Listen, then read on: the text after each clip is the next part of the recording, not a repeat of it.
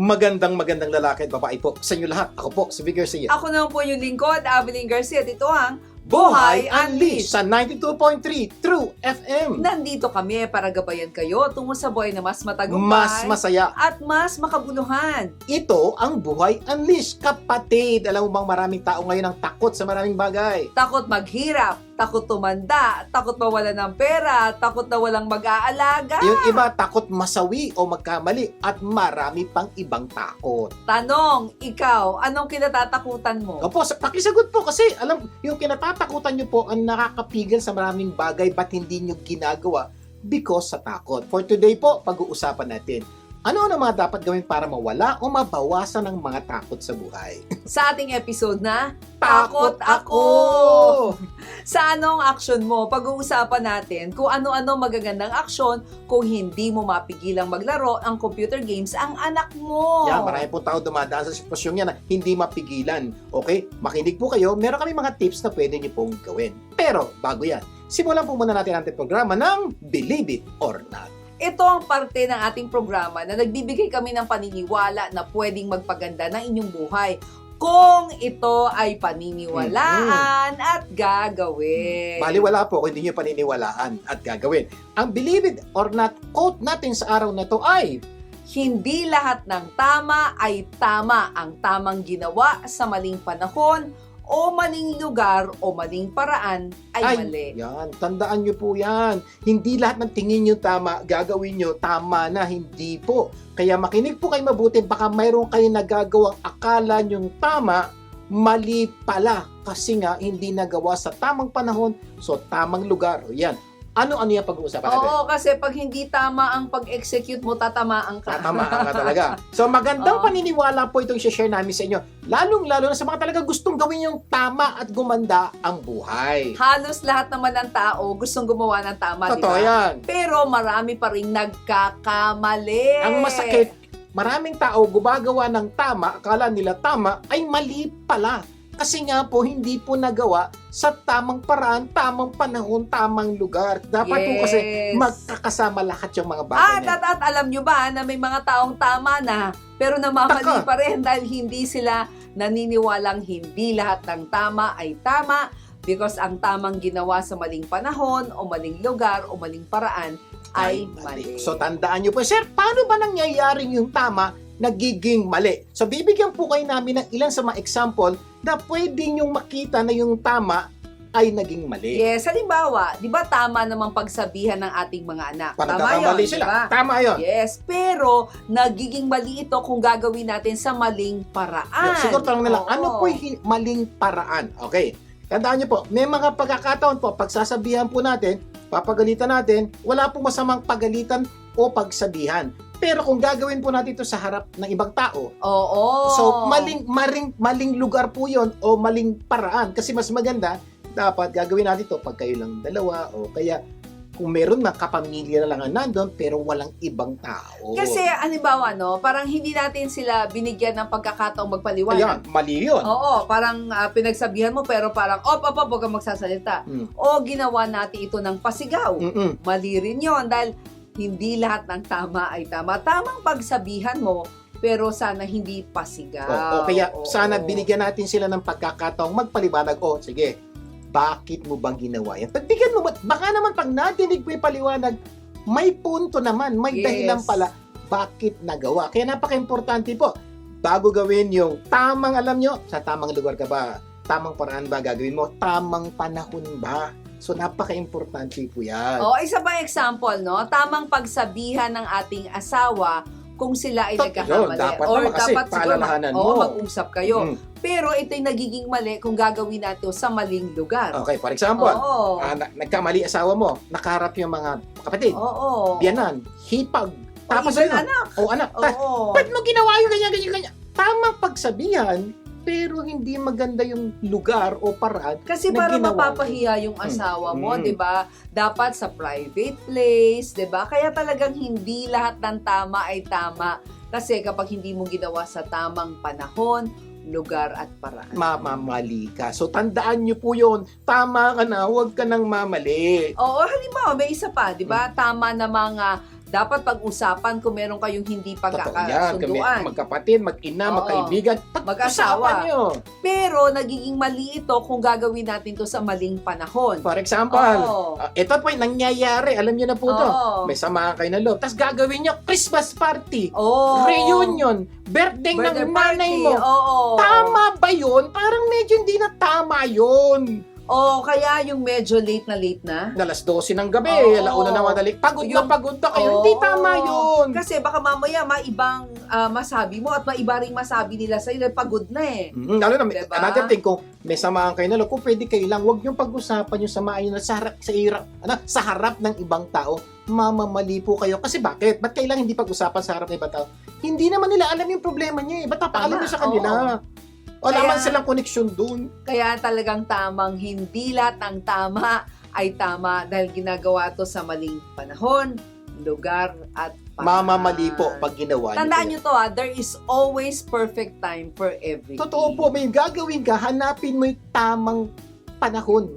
Meron po yun. Kaya lang kumisan, nanggigigil tayo sa gigil at inis natin. Now na! Hindi po, may ito na ba yung tamang panahon? Ay, hindi, mamaya pa, later na lang, bukas na lang. Ganun po, dapat po maisip natin, gawin yung tama sa tamang panahon, tamang paraan, at tamang lugar. Kasi anuman ang alam ninyong tama, siguraduhin ninyong ito'y gagawin sa tamang paraan, lugar at panahon. Pag ginawa nyo po ito, malaki po ang posibilidad na talagang aayos ang buhay nyo. Aayos ang relasyon nyo sa mga taong kasama nyo. Maski sa bahayan, sa opisina, o kahit saan. Dahil tama na po yung ginagawa nyo. Oo, parang pati sa kalsada, di ba? Parang isipin mo, teka muna, tama lang ba na magalit ako dito sa nag-cut sa akin? Tama yun, na parang malabas mo yung galit mo, pero hindi sa maling paraan. Hindi mo siya kakabulin, Oo. hindi mo siya ikakat. So, Oo. may mga bagay po na kailangan nating maunawaan kung kailan gagawin, paano gagawin, at saang lugar gagawin. Pag ito po naunawaan nyo, i-assure ko po sa inyo, marami kayong nagagawang mali dati, maitatama nyo na ngayon. At unti-unti po gaganda ang buhay nyo at buhay ng mga taong nakapaligid sa inyo. Kaya- Tandaan nyo po yan. Yes, sana mula sa araw na to, maniwala at gawin ito. Hindi lahat ng tama ay tama. Ang tamang ginawa sa maling panahon, maling lugar o maling paraan ay Mali pa rin. Kaya po, tandaan niyo po ito, sigurado kami, pag ginawa niyo po itong paniniwalang ito, ang buhay niyo ay tunay na magiging maganda. Believe it! Hindi lahat ng tama ay tama. Ang tamang ginawa sa maling panahon, maling lugar o maling paraan ay mali. Sana marami tayong natutunan na tunay na magpapaganda ng ating buhay. Magbabalik pa po ang Buhay Unleash. Huwag bibitiw. Nagbabalik ang Buhay Unleash. Ako po si Big Garcia. At Abiling Garcia. Dadako na tayo sa ikaw. Ano option mo? Tandaan ha, you are what you do, not what you say you will do. Sa Tagalog po, hindi puro ngawa, dapat may gawa dahil ikaw ay produkto na may ginagawa at hindi ng iyong sinasabi. At sa segment na ito, hahanapan natin ng aksyon ang mga sitwasyon na nangangailangan ng solusyon. Yan, kaya po, makinig kayo mabuti. Ano bang sitwasyon na pag-uusapan natin at ano bang aksyon sa sitwasyon na pag-uusapan natin? Correct. At ang sitwasyon natin ngayon ay ano ba ang magandang aksyon kung hindi mo mapigilang maglaro ng computer games ang anak mo? Oh, ito po ang pwede niyong gawin. Makinig kayo mabuti. Number 1, tawagin niyo yung anak niya at paliwanag mo. Anak, ipaliwanag mo sa anak mo ang masamang madudulot ng sobrang paglalaro ng computer game. Yes, kumbaga, ipaliwanag mo sa kanya na pwede itong magkaroon ng masamang epekto sa kanyang pag-aaral, kalusugan, at buhay. Yan. So yun po yung unang-una niyo pong gawin kasi mahirap po sa mga bata paggagawa niyo sa kanila yung isang bagay na hindi nila naunawaan. O sabihin, ba't hindi ko po gagawin to? Basta, sa mga bata po, hirap yun ng konti. Kaya kailangan bigyan po ng konting paliwanag. Now, pag piniliwanagan na natin at ayaw pa rin, ibang usapan na po yun. But ang punto po, bigyan po natin ang sarili natin at yung anak natin ng panahon magkausap at magkapaliwanagan sa sitwasyong nandun kayo. Critical po yan sa mga bata. At sana makinig ang anak mo at sumunod sa iyo. Yun lang, linawin po natin. Pagkapaliwanag mo sa kanya, sana makinig. May hope tayo. Kasi Oo. hindi po sigurado makikinig. Nilinawin ko lang po may mga pagkakataon, may mga bata makikinig at susunod. Pero may mga pagkakataon, hindi. So either way po, may dapat tayo gawin. Pero kung hindi pa rin, di pumunta ka na sa Ayan. step number 2. So Shuming, pagkatapos ng paliwanag, hindi niya naunawaan, pumunta ka sa susunod na step, ito naman po ang gawin mo. O, maniwala ka na pwede mong pigilan ang anak mong maglaro ng computer games. Ayan po isa sa malaking problema ng maraming magulang ngayon. Kasi ang paniniwala nila, hindi ko na kayang pigilang maglaro ang anak ko. Ito problema po ng paniniwala niyan. Pag pinaniwalaan mo, hindi mo na kayang pigilan, hindi ka nakikilos at gagawa ng paraan para mapigilan. And because of that, pababayaan mo na siya maglaro kung kailan niya gusto, kung saan niya gusto, anong oras niya gusto. Yun po, doon lumalaki ang problema. Pero isipin niyo, saan nagsimula? Kasi naniwala tayong hindi na natin mapipigilan. Kaya step number 2, tuturo namin sa inyo, maniwala kayong pwede niyo pang pigilan. Kasi pagka naniwala ka, yun ang paniniwala mo, you become what you believe, Totoo diba? yan. Remember, yun yung yung ingat sa pinaniniwalaan mo. Kasi pinaniwalaan mo na, yun na ang mangyayari at wala na talaga mangyayari. So basically, pag nakita may anak mo nalaro, wala na talaga, hindi ko na siya talaga mapipigilan. Oo. Wala na. So pag ganun po, wala ka na talagang gagawin, pababayaan mo na siya. That's the reason why step number 2 is so critical. Maniwala ka. At kung di ka naniniwala today, suggestion ay maniwala ka. Dahil tuturuan po namin kayo ng mga techniques na pwede niyo pong gawin para mapigilan ang mga anak nyo o mabawasan ng malaro ng anak nyo ng mga computer game. Okay, number 3, gamitan mo ang anak mo ng yes-if technique. Ayan. So, siguro tanong nyo, ano yung yes-if technique? Kumbaga, pwede kang maglaro If. kung... Kung sa Tagalog, Oo. pwede ka maglaro. Kasi tandaan nyo po, yung paglaro po ng computer games, ang bagay po na medyo mahirap tanggalin sa mga bata. Sa totoo lang po, Yes. balikan po natin. Nung po tayo yung bata, naglalaro din tayo. Ang pagkakaiba lang po, hindi computer games. Oo. Patintero. Ano pa? Tumbang Piko. preso. Piko at hindi. Chinese garter. At hirap. Basketball. Oo. Hindi. Hirap na hirap din. Ang mga magulang natin, pigilan tayo maglaro. Tatatandaan niyo po ba yun? Ngayon lang po, nagpalit lang po yung laro. Pero laro pa rin yun. Kaya lagay niyo po sa isip niyo yun. You cannot totally remove computer sa buhay ng anak natin. Unang-una po, kasama po sa pag-aaral nila yun eh. Yes. Paano mo tatanggalin? So napaka-importante po, paglaruin din natin mga bata. Mga bata, yan gaya natin, maglalaro at maglalaro sila. So, bigyan natin sila ng pagkakataong maglaro. Yes. Sa ganitong paraan, nakakapag-aral siyang mabuti at nag-e-enjoy din siyang maglaro. Yun, kaya nung tayo, nung bata tayo, di ba?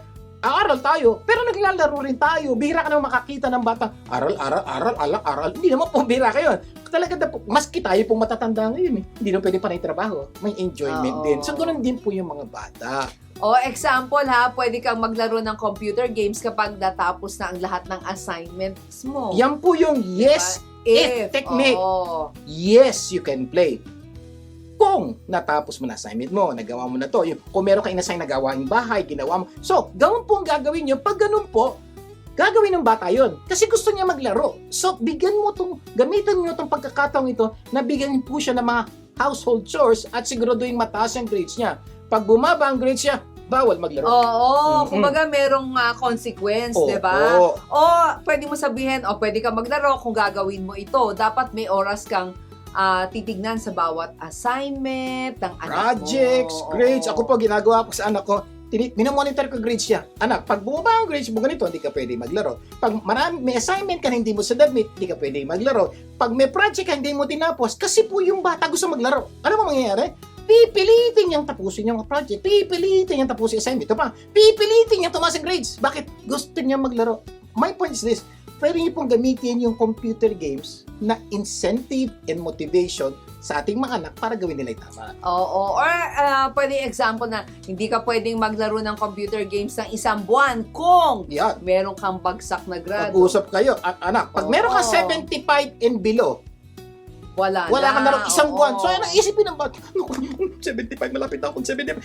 Aaral ako mabuti, bakit ayokong hindi makapaglaro ng isang buwan? So, lagyan niyo po ng mga rules and regulation. Yung mga bata naman po, susunod yan. Tsaka nagiging nagiging motivation to do something. better, Palagi ko nga po diba? sinasabi po Oo. sa anak ko ito, do what you need to do first before you do what you want to do. Ano ibig sabihin? Gawin mo muna to, mag-aral ka ng buti, gawin mo assignment, gawin mo household chores. Pag ginawa mo na lahat yan, pwede ka na maglaro. Yes. Yun po, Isa gawin- pang pwede mong gawin ha, pwede kang maglaro ng computer games kung malinis na ang kwarto mo. Yan. Kung Diba, hindi ka kung- late sa pagising. Oo, kung naghugas ka na ng pinggan, kung naglaba ka na ng mga damit mo. So ano pong mangyayari? diba? Pwede niyo pong gamitin ng computer games para turuan yung mga anak niya na ibang bagay na hindi niyo maturo. At dahil nakakonect po sa computer games, ay promise po yung mga anak niyo, matututo ng mga bagay na dating hindi.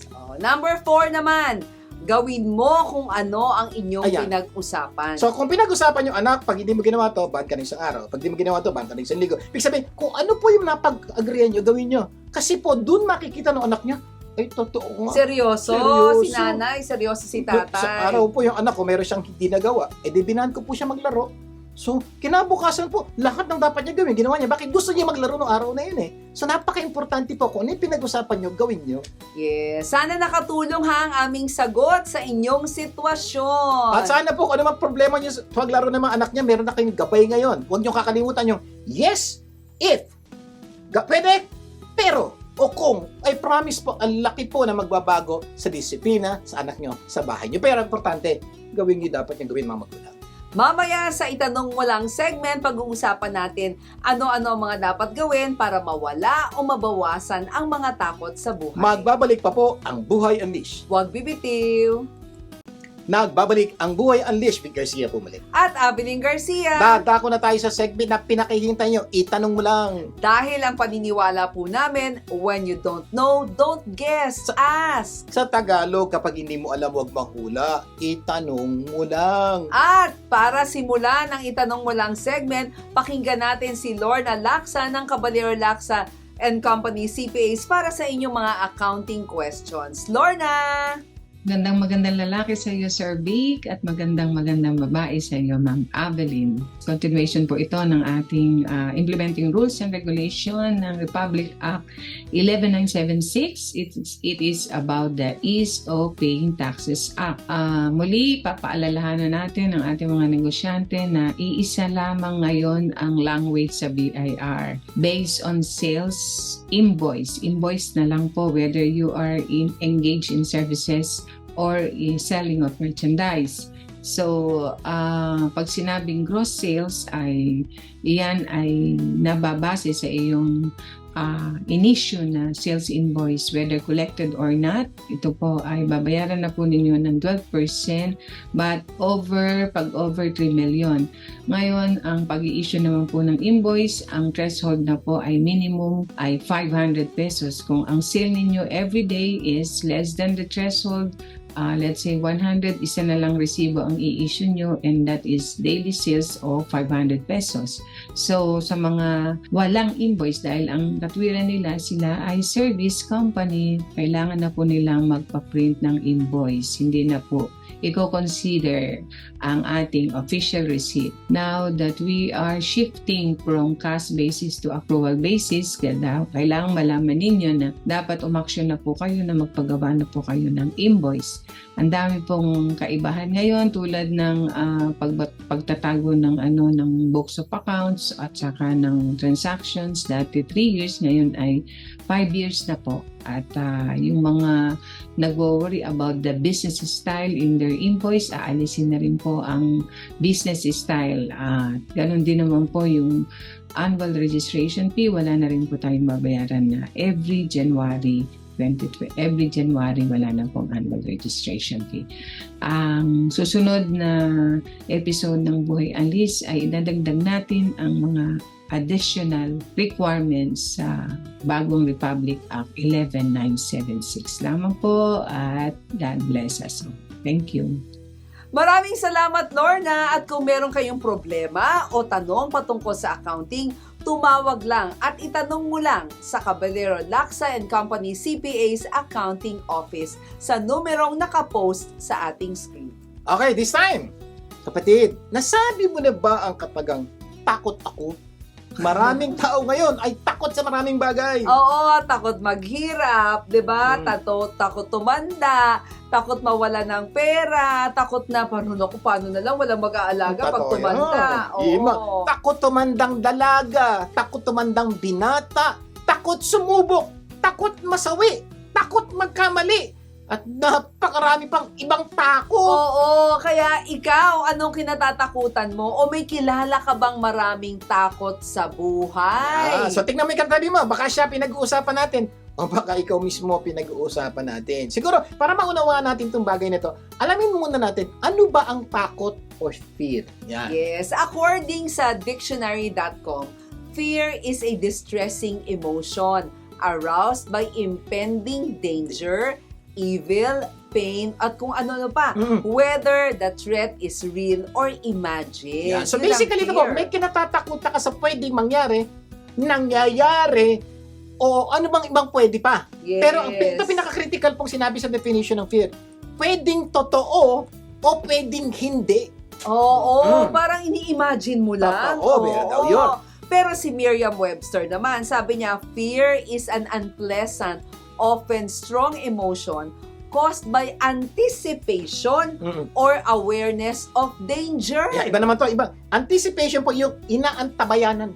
Yung Hinihintay na mangyari. So dahil sa baka pwedeng mangyari, natatakot. Yan po yung ibig sabihin ng takot. Kaya napaka-importante maunawaan nyo to dahil ito'y pag-uusapan natin para maunawaan mo, ikaw ba tong pinag-uusapan natin? Oo, Ikaw ba'y natatakot? may kilala nga ako, natatakot siyang maglakad sa kalsada kasi baka madaglag daw siya sa manhole. Akala ko baka matapakan niya yung kalsada. And then, Okay, so, oo. totoo po, may mga ganun pong Oo. takot. Bawat tao po may kanya-kanyang takot. Oo, some say yung fear daw is false, letter F, E, expectation, A, appearing real. Yan daw po yung maling inaasahan na nagmumukhang totoo. Totoo. Pero mali. Kadalasan totoo po. Marami po sa atin natatakot sa isang bagay na hindi totoo, hindi factual, pwedeng hindi mangyari, pero nagmumukhang totoo, kaya tayo natatakot. Para sa roller coaster, di ba? Parang natatakot ka na baka mahulog Ang ka. laki ng problema, ba't ka Oo. sumakay? Di sana hindi ka naman sumakay. Nagbayad pa, laki di ng ba? problema. Example wala nang solusyon ang Yeah. problema. So, pag inisip mong wala nang solusyon ng problema, matatakot ka. Paano to? Ang dami ko problema, wala nang solusyon. Matatakot ka talaga. Kasi sinabihan mo, wala nang solusyon eh. O yung iba naman sinasabi, naku, natatakot ako kasi mababaon na ako sa utang. O kaya malulugi na negosyo ko. Ito po yung anticipation of bad thing that might happen. Pwede pong mangyari, pwedeng hindi mangyari. Ang problema po, dahil sa takot, hindi ka makakilos. At dahil hindi ka makakilos, lalong lalaki problema mo. At malamang, yung kinatatakutan mo, mangyayari. Napaparalyze ka na di ba? Eto pa, parang hindi na ako Yan, may gagaling. sakit. Yan. O, di ba? Mahawa na ako ng sakit sa katabi ko. Correct. Oo. Parang kung may sakit po kayo, sabi niya, at sasabihin hindi na kayo gagaling, lalo kayong sasakit. Kung sakali mang meron pa kayong 3 buwan para mabuhay, magiging 1 buwan na lang yan. Gaano po karami ng pag-aaral, tinaningan ng 3 buwan, pero maganda yung pananaw niya sa buhay, wala siyang takot, inabot po ng 2, 3, 4 na taon pa. Oo. Pero yung iba, tinaningan po ng 3 buwan, dahil sa sobrang takot, inabot lang 1 buwan. Kasi kaya Hindi delikado. naabot yung taning, di ba? Yan po ang problema ng takot. Alam mo, meron ako nakasama sa eroplano. Talagang takot daw siya talaga na baka mahawa. Kaya for many years daw, hindi siya sumasakay. Ayun. Nawala Hindi siya lang. nakarating ng Disneyland. Oo, isang araw naisip niya, teka muna, bakit ko ba kinatatakutan ito? Totoo. Yun po problema. Oo. Fear can paralyze us. At ma-paralyze tayo, hindi natin magawin gusto natin gawin. Oo, yung iba naman natatakot na, naku, natatakot ako, baka hindi na ako mahal ng Naka. asawa ko. Diba? Malamang di ka na talaga mahal kasi kulit mo. O kung ikaw naman yung kabataan, naku, baka hindi na ako mahal ng magulang ko. Hindi na nga ako uuwi.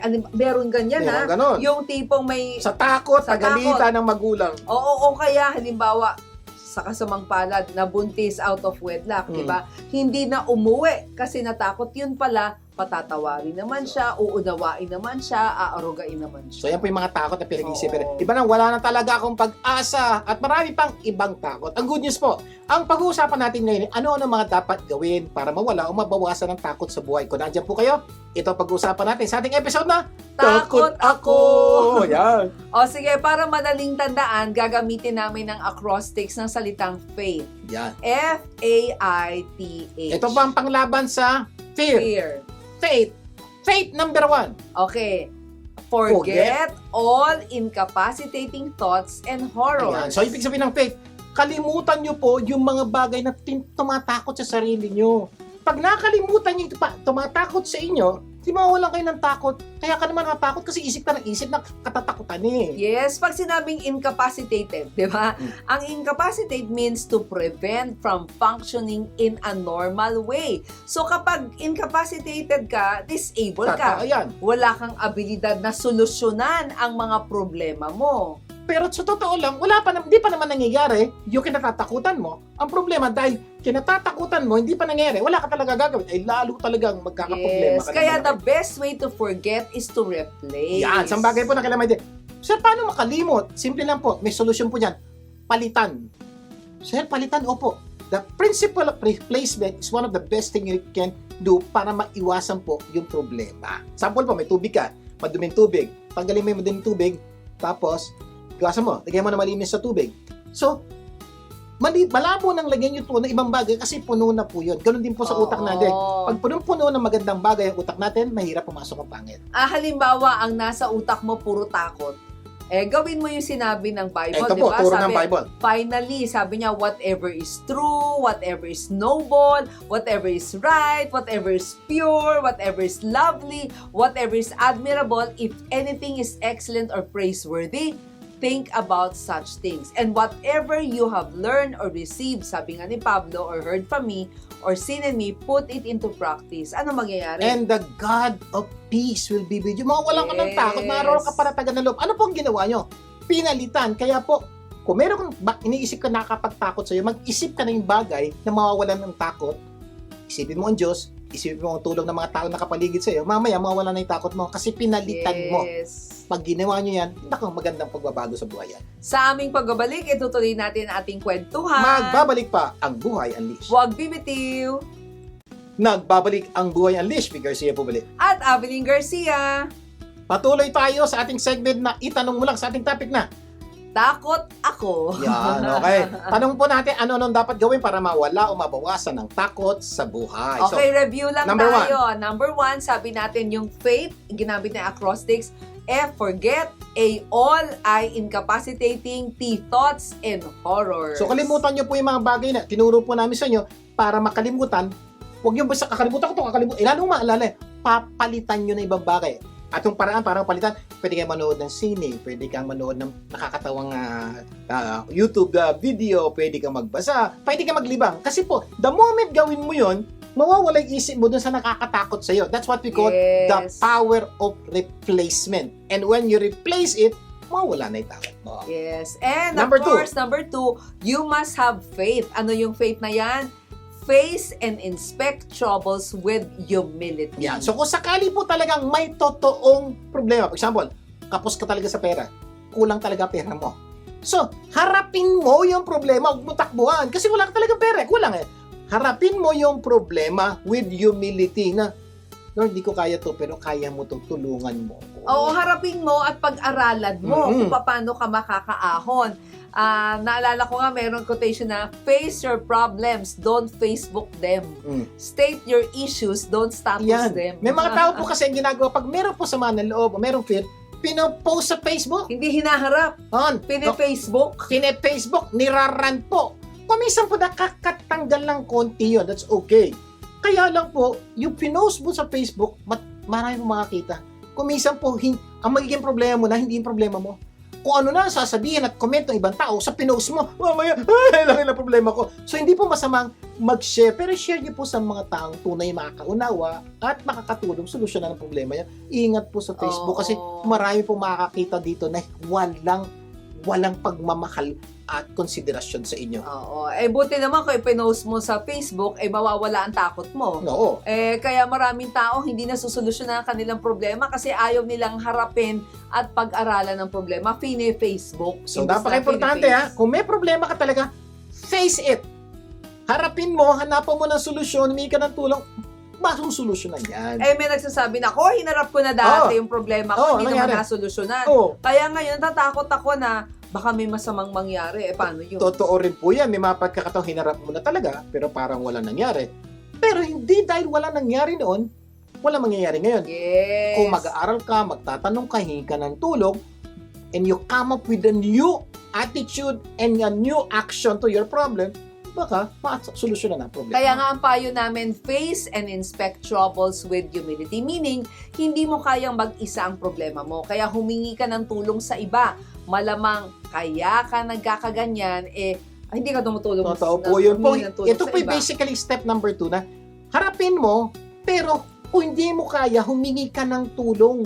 Kasi may mga tao pong handa kang tulungan, kayang tulungan ka at may solusyon sa problema mo. Kuminsan lang po, hindi tayo humingi ng tulong, kaya hindi po tayo natutulungan. So, please po, kung talagang may problema ka, ask for help. Kasi yung paghingi ng help, parang kailangan mo ng humility Ay tandaan nyo, humility is not a weakness, it is strength.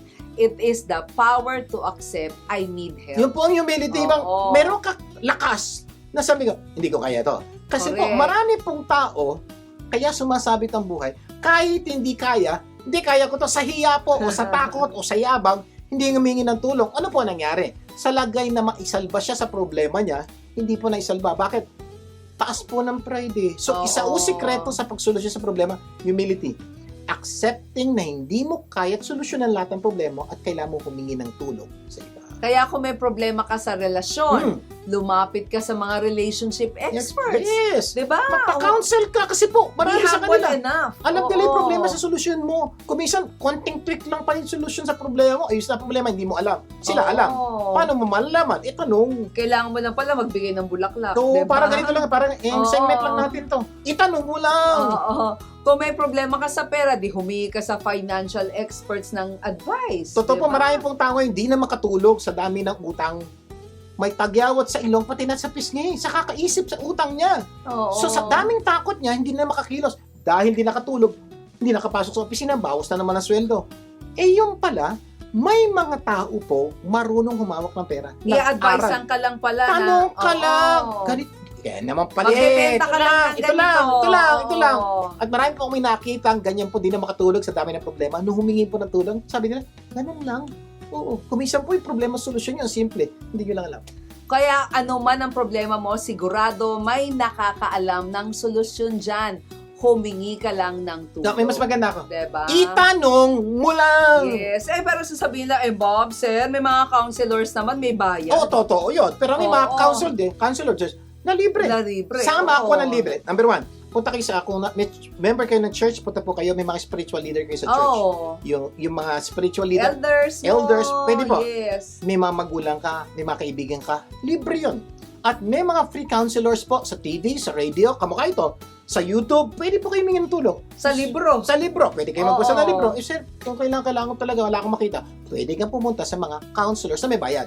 Mga psychiatrists, psychologists, mga financial counselors, may bayad po yun. Ang punto ko lang po, huwag niyong gamiting dahilan yung bayad kaya hindi kayo magpatulong. Kasi po, Oo. kung magbabayad man kayo, laki po na mababawi nyo pag tumingi kayo ng tulong. Pero, ang pinakamadaling hinga ng tulong na libreng-libre ang Diyos. Available! Oo. 24/7! Even pagkatapos ng show na to, now na! Correct. Put your hand together, pray. Ito good news, walang holiday. Ito po, ano po? Libre na. Walang Available holiday. pa. Walang bakasyon, kahit saan, kahit diba? kailan. You can do it. Oh, you can even do it now. Wag na, diba? wag na. Later, pagkatapos ng show. My point is this, when was the last time you really go to God, Lord? I really don't know what to do. Alam niyo po, malaki pong tulong nun. Promise po, if you've not done it, do it. Sabi nga ng Diyos, diba? Call on me in day of trouble. So, alam na ni Lord, may Diba? in trouble tayo. Sabi Yes. sinabi na ni Lord kung anong dapat gawin. And I will deliver you. Pangako po ng Diyos yun, tutulungan niya tayo pag naman tayo sa problema. Oh, number 3 na ha. Number you 3 na, must have faith. Forward all issues to heaven. Ayan na po. Yung step number 3, diretsa na po namin sinasabi sa inyo. Kung may problema kayo, send it to God. Forward it to God. Di ba, ganito nangyayari, may dumarating ang problema. Problema. Para lang pong text yan, parang email. Ay, problema. Pindot, forward to God. Ano po ibig sabihin nun? Lord, may problema ko. Tulong! Yung pong ibig sabihin, promise po, malaki may tutulong dito. Hindi Sa forward to others for chismis, Yes, diba? forward to God. Oo. So, forward natin ito kay Lord through prayer, who is able to do immeasurably more than all we ask or imagine, according yan to His power that is work within us. So, napaka-importante po yan. Ano mang problema ang iyong pinagdadaanan, may Diyos na naghihintay lang na tayo ay humingi ng tulong para po matulungan niya tayo sa ating problema. Kaya kung nakaya ng Diyos gawin ng langit at lupa, di kaya niyang solusyonan anuman ang pinagdadaanan mo kung maniniwala So ka napaka-importante po doon, kung maniniwala ka, gawin niyo po yun. Nakikita niya malaking pagbabago sa takot niyo sa buhay na meron yan. Yes. Ang Ang tanong, do you believe in God? Yan po. Oo. Kasi kung naniniwala po kayo, may pwede kayong lapitan. Kung hindi kayo naniniwala, medyo malaki problema nyo. Hindi kayo pwede lumapit sa Diyos. Bakit? Paano kayo lalapit sa Diyos na hindi nyo pinaniniwalaan? Suggestion ko po, maniwala ka, may Diyos na nagmamahal sa iyo hanggang tumulong anuman ang iyong kinatatakutan ngayon. Mamaya, itutuloy natin ang ating kwentuhan. Magbabalik pa po ang Buhay Unleashed. Huwag bibitiw. Nagbabalik ang Buhay Unleashed. Vic Garcia bumalik. At Abilene Garcia. Patuloy tayo sa ating itanong mo lang segment. Sa ating topic na, Ano-ano ang dapat gawin para mawala o mabawasan ang takot sa buhay? sa ating episode na Takot Takot Ako. Ako. At, tatlo na po yung napag-usapan natin. Reviewin po natin yung mga pwedeng gawin. Number 1. You must have faith. Forget all incapacitating thoughts and horrors. Okay. Faith number 2. You must have faith. Face and inspect troubles with humility. Yes, sabi nga natin, harapin mo, wag mo Face your i-Facebook. problem, but don't Facebook it. Oo, number 3, faith is forward all issues to heaven. Totoo yan. May problema ka, padala po sa Diyos. Pangako niya, tutulungan ka niya. Okay, faith number 4 na tayo ngayon. Follow all instructions till it Ayan. happens. Normally po, pag nanalangin ka, nagtanong ka sa ibang tao, may sasabihin sa'yo, gawin mo to, gawin mo to, gawin mo to. Sabi ni Lord, anak, ganito, gawin mo. So, pag meron ka natanggap na instruction, do it. Yes. Follow. Gawin niyo po yung pinapagawa sa atin ng Diyos hanggat ito'y matapos. Kapag alam mo na mga dapat mong gawin, gawin mo na. At huwag mong itigil hanggat masolusyonan ang iyong problema. Yun po, napaka-importante po. Gawin mo, dalawa po yun gawin mo at huwag kang titigil. Yes. Kasi po marami po sa atin, ginawa, isa. Parang exercise. Ginawa natin, isa, dalawa, tatlo, apat na araw. Ba't hindi ako pumayat? Ba't di ako naging healthy? Ilang araw mo ginawa? Tatlo. Hindi po. For that thing to have an effect in your life, dapat gawin mo sa mahabang panahon. Ganun din po sa mga problema pinagdadaanan natin. Hindi po yan one time, big time, tapos na problema. Yo. Minsan po, may gagawin ka, nagagawin mo dapat ng 3 buwan, 3 taon para masolusyonan yung problema. Para po kami, dati po bago kami sa utang, hindi po, nung malaman po namin solusyon, hindi po nasolusyonan ang problema namin ng isang araw o isang buwan. It took us about 6 years para solusyonan lahat ng problema namin. Pero after that, those years, naayos po ang aming kaperahan. The fastest way to where you want to go is to follow the person who knows how to get there. Ganun po, napakasimple. Ano ibig sabihin? Ang pinakamabilis na para makarating sa pupuntahan mo, maghanap ka ng taong alam yung Yung pupuntahan. pupuntahan. Parang tourist guide. Parang tour tayo, di ba? May tourist guide. Saan ka pupunta? Sunod ka lang. Yes. Subukan mong maging tourist o pumunta sa isang lugar na ikaw mag-isa. Promise, maliligaw ka. Ganon din po sa buhay. Pag nagpakonsulta ka sa doktor, may sasabihin sa'yo, sundin mo lang. Pag nagpa-counsel ka, sundin mo lang. Pag kinausap ka ng Diyos, baka dapat nyo, sundin mo lang, mapansin mo, unti-unti. Gaganda ang buhay Pero, mo. ang Okay, problema pero, marami sa atin alam na ang dapat gawin, kaya lang hindi pa rin Yung ginagawa. tapos taka pa sila, sir, ba't wala nangyayari? Ginawa ko na yung 1, 2, 3. 3 lang ginawa mo, hindi mo ginawa yung 4. Dapat po, follow all instruction till it's done. Kaya, tandaan ha, we become what we do continually. So, napaka-importante po, gawin nyo po yung tama until it's done. Sabi nga po ng Diyos, pangako po ng Diyos, do not get weary in doing good, for in due time you will reap if you faint not. Ibig sabihin, makukuha mo yung gusto mo kung hindi ka titigil. Okay, number 5, fully anticipate it to happen. Yeah, so ito na. Pag ginawa mo na lahat yan, dapat po araw-araw na ginawa ng Diyos, pagising mo, ina-anticipate mo na, ito na yung araw, malapit na. Para saan po yung anticipation? Yung anticipation po kasi, pantanggal ng boredom, Oo. pantanggal ng inis, pantanggal ng pagod. Nang inip. Ng inip. Kasi kung Oo. isa pag ginagawa ko, 3 araw na, 3 buwan na, mapapagod ka. Pag nainip ka, gusto mo nang tumigil. Pero yung sinasabing, anticipate it every day, in-anticipate mo, malapit na. Yung pagod mo nababawasan, yung iinis mo nababawasan, so patuloy kang lalaban at pag ginawa mo to, malaki posibilidad, maayos ang problema. Mga farmers, di ba? Mm. Yung mga magsasaka, hinihintay nilang mamunga yung kanilang halaman, di ba? Dahil nagtanim sila, nagtanim sila. nag-anticipate sila ng Ginawa resulta. nila, dinidiligan nila, inaalagaan nila. So, araw-araw ginagawa nila. Tapos, may mga pagkakataon po, pwede silang itigil lang nga to, ayoko na magtanim, ayoko na maglidilig, ayoko na mag-alaga, hindi po. Because of anticipation. Ano anticipation? Tinanim ko yun. Oo. Dinidiligan ko yan. Inaalagaan ko. Ay, sigurado ako, aani ako na yung pagdating ng panahon. At dahil sa anticipation na yan, araw-araw ginagawa Meron, nila. Dapat nila meron gawin. silang paniniwala na kapag may tinanim, dapat may aanihin. At dahil nagtanim ka ng pananampalataya, dapat hintayin ang biyaya. Yan, totoo po Diba? yan. So pag naniwala ka sa Diyos, natutulungan ka niya, hintayin mo. Maniwala ka, darating ang tulong. Hindi pa dumarating, hindi pa. Tama ka, hindi pa. Ano ibig sabihin ng hindi pa? Hindi pa. Pero Yes. darating. Yun po ibig sabihin, kaya tama ka. Hindi pa dumarating. Kaya nga, hintayin. Pag di pa dumarating, hintay lang. Kaya nga sabi ni Lord, di ba, if any of you lacks wisdom, you should ask God who gives generously to all without finding fault, and it will be given to you.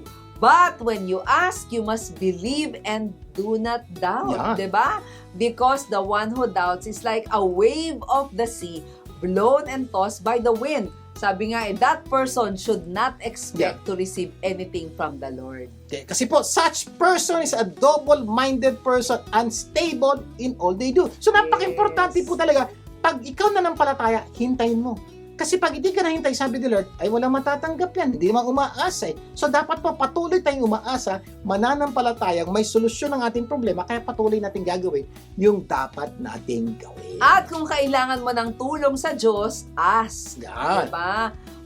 But when you ask, you must believe and do not doubt. Yung pong napaka-importante po, pag humingi po tayo ng tulong sa Diyos, humingi po tayo ng may pananampalataya.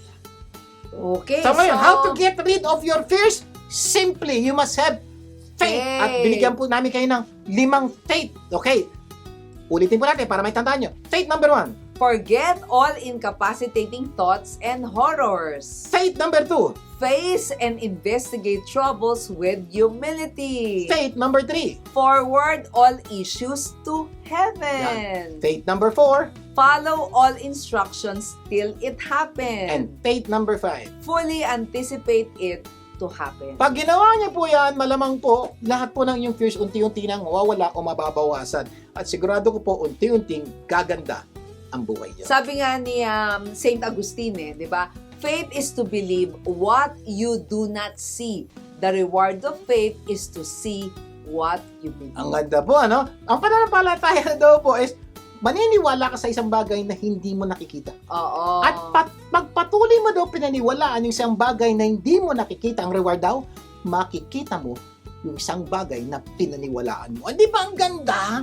Sana marami tayong natutunan sa ating pinag-usapan ngayon. At next week, boss, marami pa tayong pag-uusapan na tunay ng papaganda ng buhay nyo at ng mga mahal nyo sa buhay. Closing prayer Nalangit tayo. tayo. Ang mga nasa langit, maraming po salamat sa pagtuturo nyo po sa amin. Paano namin harapin yung aming mga takot, fears sa buhay? Dahil totoo lang po, marami po kaming kinatatakutan. Pero salamat po sa pananampalataya, sa faith na binigay niyo po sa amin. Na naniniwala po kayo, may Diyos na mahal po kami, nagagabayan kami at tutulungan kami para masolusyonan kung anumang problema ang aming pinagdadaan.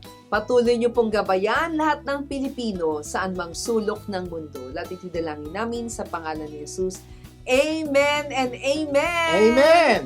So, hiling lang po namin, imbitahin po ang mga taong tunay na mahalaga sa inyo na tumutok sa programa ito sa susunod natin pagsasama. At magsama-sama tayo tuwing Sabado, alas 4:30 ng hapon, dito lang sa 92.3 True FM. Ako po yung kapatid, si Garcia. Ako naman po si Evelyn Garcia. Tandaan, ang Buhay Unleash ay pagbabagong buhay, puso at isip. Pagtulong-tulungan natin ilabas ang galing ng bawat Pilipino. Ang tagumpay ay makakamtan, masayang buhay, tunay na makabuluhan. Ito Ito ang ang Buhay Unleash. Unleash.